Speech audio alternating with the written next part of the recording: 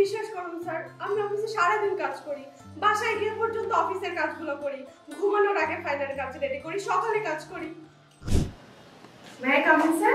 Yes, coming. তুমি? তুমি না, আপনি। This is my office. Official courtesy বলে একটা ব্যাপার আছে। Sorry sir. এটা অফিস, এটা রমনা পার্ক না। আপনি যেখানে সেখানে বসে পড়বেন।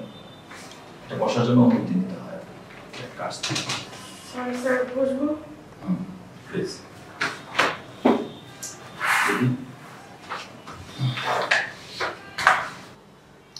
আপনি তো স্বাধীন চেতা নারী, উদ্যোক্তা হবেন, তা হঠাৎ করে প্রাইভেট জবে?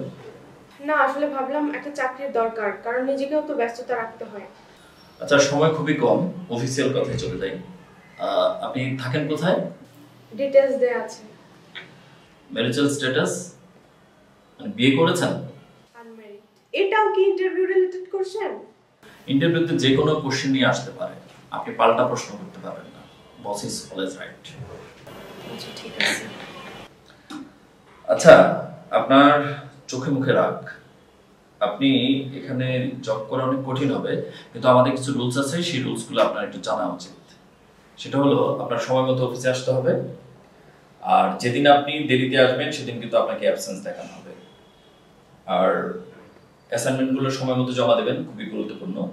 এর বাইরে যদি আপনি যান, আমার পক্ষে তেমন কিছু করা থাকবে না। ঠিক আছে, আমি দেখি ভেবে কি করা যায়।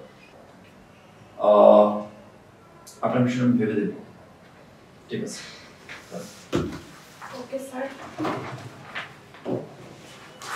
আমার কিন্তু চাকরিটা খুব দরকার।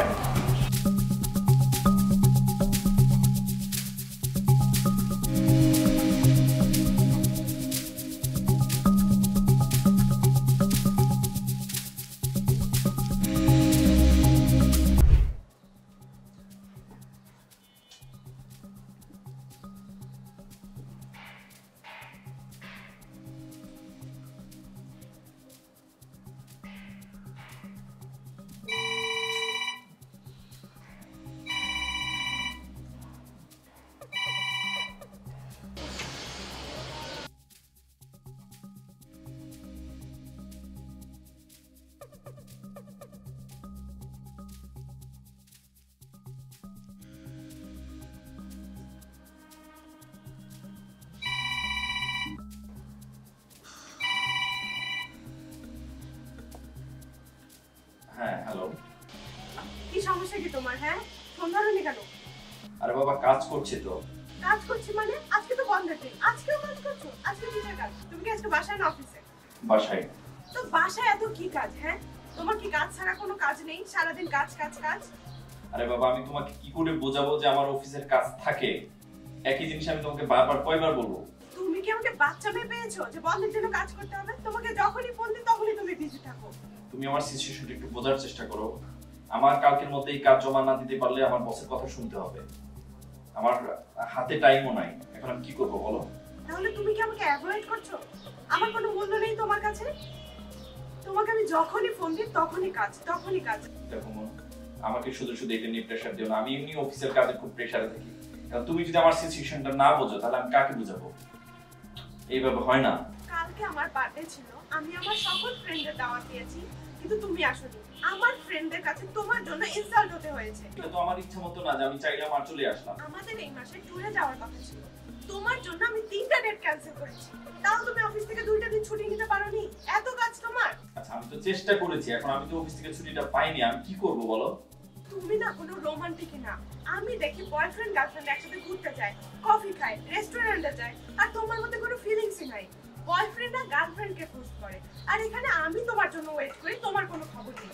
আমাকে তুমি ভালোই বাসো। আচ্ছা, তুমি টেনশন করো না, আমরা বন্ধু বান্ধব নিয়ে একটা ট্যুরে যাব। আমাকে আর কয়েকটা দিন সময় দাও, কাজটা শেষ হোক, তারপরে আমরা যাব। প্লিজ বিষয়টা একটু দেখো। তোমার সাথে আজকেই আমার ব্রেকআপ। আমি আমার সব ফ্রেন্ডদেরকে ইনভাইট করব এবং বলবো তোমার সাথে আমার ব্রেকআপ হয়েছে। আজকে রাতে আমি ব্রেকআপ পার্টি রাখবো। তুমি আর কোনোদিন আমাকে ফোন দিবে না, বুঝতে পেরেছো? রাখলাম।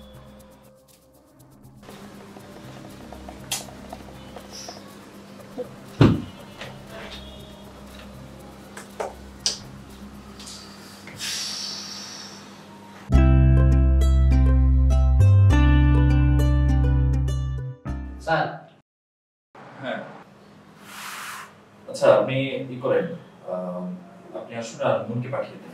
Okay sir.